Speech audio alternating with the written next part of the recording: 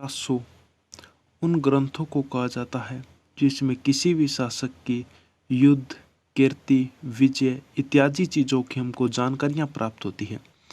हम 15 से 20 महत्वपूर्ण रास ग्रंथों के बारे में जानेंगे, जिसमें से पहला और महत्वपूर्ण ग्रंथ जिसको कई बार प्रतियोगिता परीक्षाओं में पूछा गया है, चंद्रवरदाई।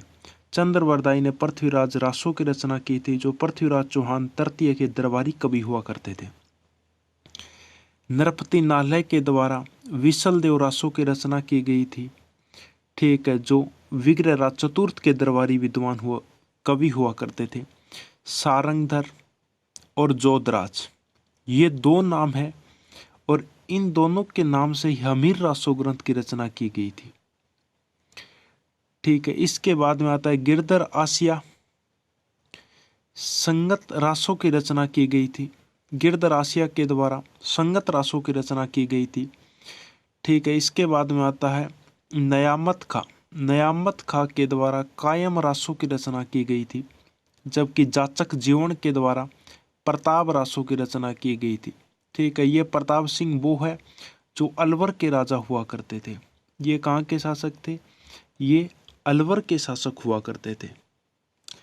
इसके बाद में आता है नलह सिंह। नलह सिंह के द्वारा विजयपाल रासों की रचना की गई थी, और ये विजयपाल जो बयाना भरतपुर के शासक हुआ करते थे, और ये विजयपाल कहाँ के शासक हुआ करते थे? तो ये बयाना के शासक हुआ करते थे। इसके बाद में आता है डूंगर सिंह। इनके द्वारा 17 साल रासों की रचना की गई थी, और ये बूंदी के हाड़ा चौहानों का उल्लेख मिलता है। ये बूंदी के कौन थे? हाड़ा चौहान थे।